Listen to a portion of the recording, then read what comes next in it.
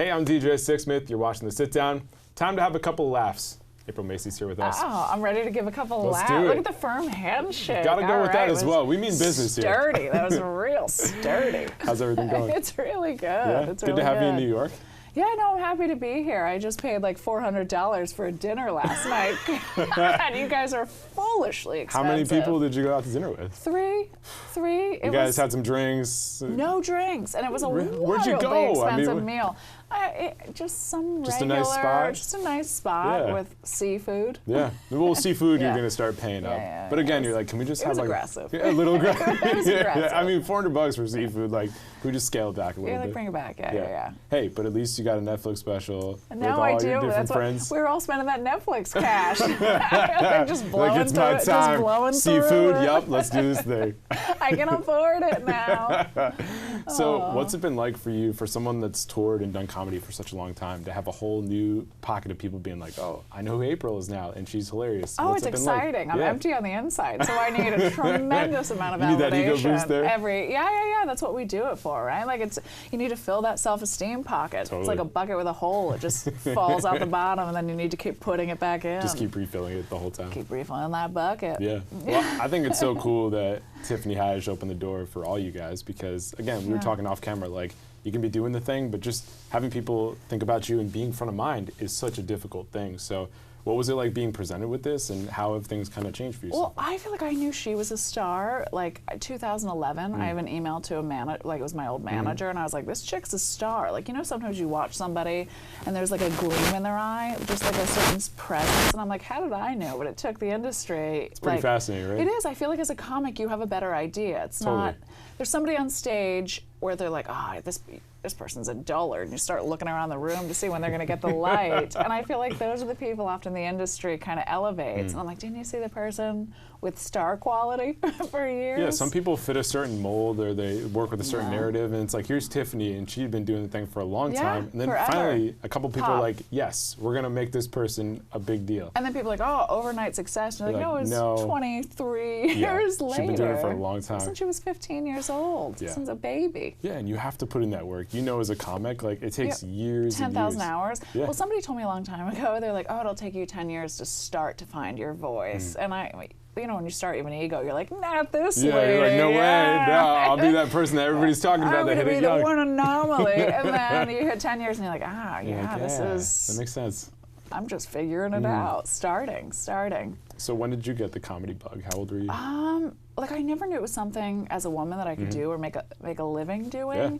And then I went through a really bad breakup, and then I think I was just sleeping on my friend's couch, and I had no cash, and I was like, oh, I should probably redirect some energy.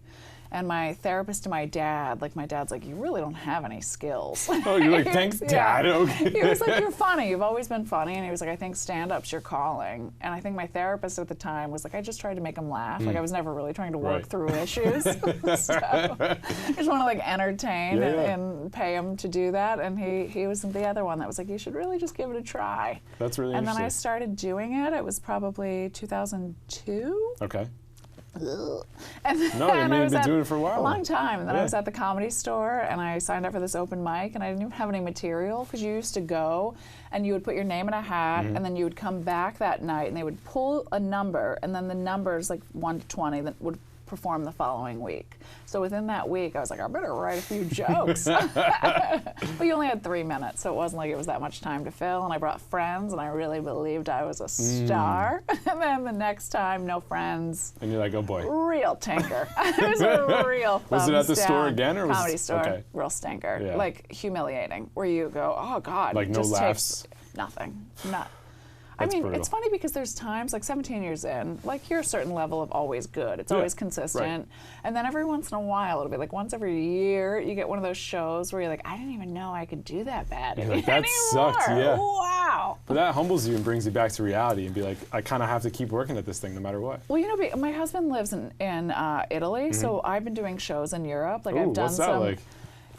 It's kind of like you're new again, and you have to work on like a different skill set that you were never forced to work on, like trying to find that language barrier and trying to find certain word choices that work for like a weird pile of Croatians. Like, so, you're like, what's going to make these guys laugh? But I think it does make you stronger because to me it takes me back to the time where I was doing like bar shows. Like I haven't done bar shows in a long time, or like a bowling alley, and the same thing. Slovenians, the easiest.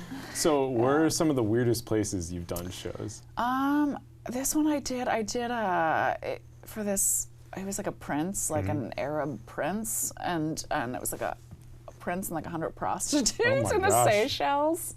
Wow. I feel like I'm probably going to be murdered after I give away these secrets. They're like, they swore you'd never tell again. The dude just like owns this hotel and he loves comedy, and I guess you got to keep the prostitutes entertained. Sure. And so he like, we're going to give April a call real quick. He brings in like comedian, like almost every comic I know has done this weird gig.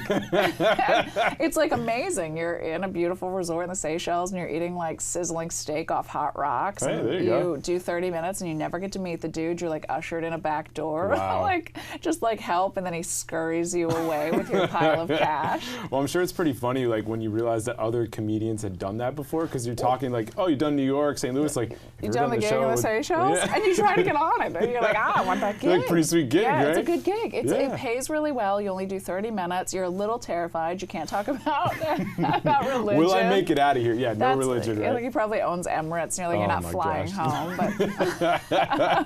But I did it with another comic, so at least like we had each other. That's cool. Yeah. Yeah, in case anything went down. Super sunburnt. We're just like two real roasty red radishes doing stand-up. So you've been doing this thing for almost 20 years.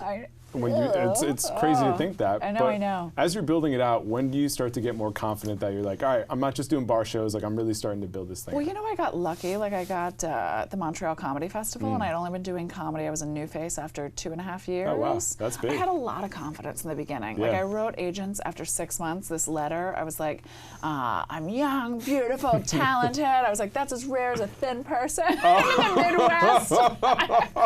I was like, I wrote this gravy train's taking off, choo-choo, all aboard. At least you can own it now. Next stop, Moneytown. I got so many meetings, but I had like 2.5 minutes of material. Wow. Yeah, so like, all right, what else you got? And you're So like, no, yeah, but it. I got stuff early, so I was kind of lucky. Did Montreal, and then New Face, and then I got Last Comic Standing after 3.5 years. So I started making my living as a headliner after 4 years. Then that doesn't happen. No, it was like I wasn't a great living. Like I was still sleeping on my aunt's floor, Sure. but like it was enough to quit and just do comedy. How long were you on your aunt's floor for? Probably like a year. Wow. Like I was doing these weird gigs. There was this gig in Odessa, Texas that was a front for a crystal meth ring. Oh my gosh. But it was good money. Like I never really understood how they were paying me. I was like, wait, there's like 4 dudes off an oil rig in dirty t-shirts drinking Bud Light, and then I would try to calculate, and then I would take my pile of cash. But I was like, I needed that meth shed money in the beginning. You had to survive. You take what you can get. When you're getting into comedy, you're like, I want to make people laugh. And you never think of all the places you'll go, all the ridiculous people you'll meet. Like, you're telling me off camera about your trip to Korea. And you never know who you're going to run into. I almost got beaten up by a Korean store owner who accused me of being too fat to fit his garments. You're kidding me. And then my friend Ida was there with me, who was also on the special. She had to like lobster claw his tender meats under his arm to let me go. She was like pinching this Korean store owner. That's insane. Yeah. So when it comes to your comedy, you have a very unique style, and I like also from like the clips I've watched you, like you're willing to talk about anything, right? Especially with women. Like sometimes women don't feel comfortable talking about these things in public, and you just go on there on stage like, hey, we're going to talk about masturbation. You know? I just think like a lot of times female sexuality, it's really for male pleasure. Like women are, people are comfortable objectifying women, but they're not comfortable like claiming their own sexuality, which to me is very confusing. Totally. Like, and I feel like women attach shame to it, and if you have shame for this one common denominator for all of humanity, it's impossible to have good self-esteem. Yeah. So, and to me, it's so crazy that people label it dirty. I'm like, well, it's the one thing. Life, yeah. Everybody, you wouldn't be here. Exactly. We should probably talk about this more. Yeah, and I think it's hilarious. I think it's funny too. I mean, the whole thing you're doing about the bathtub and the sink and all that stuff. Every woman's been involved in a bathtub incident. Totally. And the guy's been like, what's taking so long, you know? Yeah, she's just in there having a good old, just floating herself. So when you think about your comedy career, Howard Stern was somebody along the way that helped you out too. And like the whole therapy thing is interesting because I read his book and he was like, I was trying to perform for my therapist. Yeah, like, that's and you were what I kind was of doing doing the as same well. thing too. Yeah, And Dr. Reynolds, who won't call me back anymore. Whoa, come on, Dr. Reynolds. So when did you realize that performing was something that you were good at, but also like balancing performing and also just like interacting with people, not performing all the time for people? I think off stage I'm definitely more of an introvert. Like I like crafts. Like I'm a lady who goes to Michael's. Oh, there you go. Yeah, Michael's like a good spot. I'm Yeah. a real nerd. Get your craft on. Yeah, I love to. I get my craft on, and I'm just quiet. Just off low key stage. But you can turn it on when you need to. No, I feel like if I was that person off stage that I am on, like I'd be exhausting and nobody'd want to be around me all the. You're like, oh, I gotta go take a Just too nap much. after being with April for a little bit. Do you feel the pressure to make people laugh when you're not on stage? I think I'm naturally, like I feel like I got funny in my bones. You definitely do. I mean, you're making me laugh before we got going. Just it's in the. I feel like if you have enough childhood damage, You just lean into that. You lean Well, you in. mentioned the bad breakup. I mean, that's a perfect place to work all that stuff out. yeah, to start. Like my husband was like, "Can you make me funny?" I was like, "Well, if you want, my dad can come over and beat you, and then you can You're be like, funny and after you're like, that." hey, you know what? Let's just skip that for now. But you're just not gonna be funny. No, he's never gonna be funny. Some people just don't have it.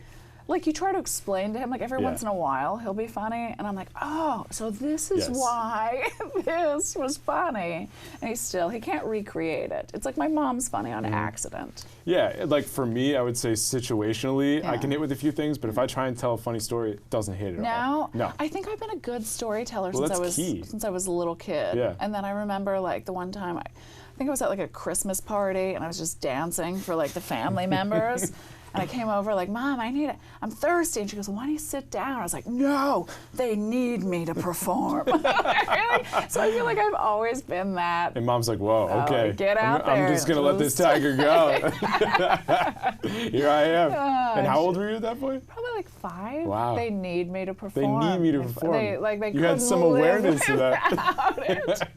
They seemed to be enjoying it. And I remember my first laughs. Like, it was probably mean-spirited. But, like, that's how I think we show love in our family. Yeah. Is just by mocking one another. You know, you need a little bit of that every once in a while. And Yeah. like you said, like when you're out there with a crowd, like to feel that must be an incredible thing because you're like, this is hitting Yeah. and I'm killing right now. Well, sometimes you're just super present. Like, I think the best I've ever done is usually if I'm sad before a show. Interesting. And then Okay. you have to like hurl your body and kind of get out of that mindset, so it forces you to just be more present than you normally are. And sometimes there's a disconnect where the audience isn't that good and you can just like hear yourself saying the words and you just see them coming out of your mouth, but you're not connected to the words and you're like, oh, that's why this is a real mediocre, tepid set right Like, here. thanks, guys. Yeah. You know, can you give me a It's little you guys. something? You're just going through the motions. When was the last time you got heckled on stage? I feel like every once in a while, like last week, I got heckled by Olympic gold medalist Oksana Bayul, figure Really? skater. Wow. She was like, I am so much hotter than you. Oh! I was like, all right, maybe that's true. Like, but who says that But I to was your like- face? Yeah, I was like, if you don't shut your mouth, I'm gonna come down there and beat you with your own ice skate and make you stand in a bread line. Where was this? It was here. It was in New wow. York at, I want to say it was like Stand Up New York Okay. years ago. Yeah. And she was wearing Damn. midriff in the middle of winter, which a woman's That's a bold move. unstable. Like they're highly unstable. It's like, oh, it's 15 degrees outside. She yeah. needs to show her belly. I like Yeah. her little, I'll give him a little peeky of the belly in the middle of winter. I mean, you're interacting with strangers all the time, and you get to really see what our country is like, and internationally what everybody's like. You get the full scope of what people are Yeah, today. I feel like, everybody wants the same stuff, same Yeah. set of emotions. So everybody wants to be respected and loved. But then you're like, oh, they don't take pride in ignorance in other places. Yeah. Like my husband is Iranian, and my husband's travel band, and all his friends speak at least 4 or 5 languages, and I can't retain the word for pear. Anything, And right? nothing, and it's just like, nothing. that's how everybody grew up overseas, whereas here it's like barely had Spanish or French, and like that's it after high school. I think if you speak 2 languages, they say it opens up different pathways in your brain, which allows you like to learn. Like my husband's like, oh, I might pick up French. I'm like, you pick up bread. You're You like, no, sit I'm down not and picking you- up a language. No, I'm not picking up Yeah, anything. no way. No. But like the fact that it's just a casual thing, it's like, yeah, let me get my Rosetta Stone on real quick. Yeah, I know. He can do it. I didn't even know he spoke Spanish. Like he speaks English, Italian, Farsi, and Spanish. But I thought he was like I was in Sure. Italian, where I'm like, oh, bene, bene, that's all I have. But we went to Barcelona, and he was just fluent with a cab driver. And I was like, oh, that's another one that I don't understand. Yeah, that's rough. Remarkable. I did like honors Spanish in high school. I got to Barcelona, and I just couldn't speak. It was like word vomit. Yeah. I feel like I took French, 5 years of French, and then I took 2 years of Italian in college, and I retained my name. That's it. But you really have to be speaking like it consistently. Yeah. Almost like comedy too. Like you have to be doing it consistently in order to keep growing with it. Yeah. So like when you think about your last couple of years, what are some of the differences in terms of the way that you've grown out your act? I mean, I'm definitely more comfortable talking about my family now, where I feel like I just kept it mostly to sex for a long time. Right. And trying to be more of a storyteller. It's like, it's a little scarier to take that time to get to a punchline, because if it doesn't pay off, you're like, oh, I guess that was a long way for nothing. Right. So. But again, just trying to flex those muscles when it comes to comedy. Because like the sex thing you've been doing for a long time, it's easy, it's comfortable, it gets good laughs. But the family stuff is like on a personal level too. You're unpacking that. And if they dealing with don't like it, you're like, oh, you don't like me. Right. But at least you know you can go back to the sex jokes. Like yeah, you always have that. You can always go back to wieners. Yeah, I mean, pretty much, right? Yeah. So who are some other people when you look across the industry, you're like, I like what this person's doing, or this person's doing some really cool stuff right now? I mean, I love Bill Burr. I love Wanda Sykes. I think I'm just a big fan of comedy. Like if I love Brian Regan. Like if somebody's considered one of the greats, like you're in. Yeah, I'm in. Even if it's not necessarily my cup of tea, it's not my 100% sensibility. Like I can always find the elements that make those people great, even if they're not my elements. Right. So. Yeah, well, as a comic, you can understand why this person's funny and what this person has done to craft a joke. And like, I think anytime anyone's like, oh, that person's not funny, I'm like, well, what do their tax returns say? They're doing pretty well. If they have tax returns that are based on making people laugh, well, then people think they're funny. You might not find them funny, but you can't say across the board they're just not funny. Yeah, I mean, there's a reason why this person's on Amazon, this person's on Netflix, this person's on Comedy Central. Very strange, and it's very strange to me when somebody's like, I hate that comic. You're like, how do you hate somebody? How do you have such a strong stance on that? That just travels the world with good intentions, trying to bring joy to strangers. Right, trying to give you an escape from reality. That's who you hate. I'm like, there's of all the people in the world to dislike, people you could hate. Some really crappy people out there. The complete Comedians lack of would probably empathy. be a little bit lower on that list. No, we're damaged, and we're just trying to, sprinkle joy. Just joy sprinklers. I think it's a jealousy thing because everybody wants to be funny. And you think so? I think when they see people that are funny, there's some jealousy, and then we like to tear people down. That's what we do as a culture. Ah, it's the worst. It sucks. I don't understand. And you're just trying to make people laugh. That's all I want to do. Yeah. I just want to travel the world, float in a few infinity pools, and just bring my chuckles from town to town. Yeah, and That's listen, it. and comedy is also, it makes people uncomfortable because it goes to different places that we don't go to in our everyday conversations. And so I think it's like a couple of those different factors that people will start to rail against somebody. Yeah, like I had a man, where was I? I was in Atlantic City, and apparently it was this like 80-year-old man who was probably didn't even want to see women voting. And here was this woman talking about wieners. He ran up to me, my parents were there, he was like, "You're disgusting." Oh my and he had gosh. like a shaky old man finger. Oh man, like stereotypical old man. And then my dad's in his early 60s, and this was a few years ago, but he hasn't been in a fight in a few years, so he was just like ready to rumble. He's ready. He's like, stretch me out. I'm good. And my half-deaf uncle was there, Uncle my John. My gosh. dad's like, she's great. And then Chase, this elderly man, in the slowest chase you've ever seen. That's an all-time dad right there. Yeah, around the casino. There And you then go. I think the old man disappeared. Then everybody looked like old man Charlie. So when people check out your stuff on Netflix and beyond, what are some big thoughts you want them to have? Just like, who are you as a comic when people interact with your stuff? Who am I as a Yes, comic? getting You mean what is my act, or who am I as?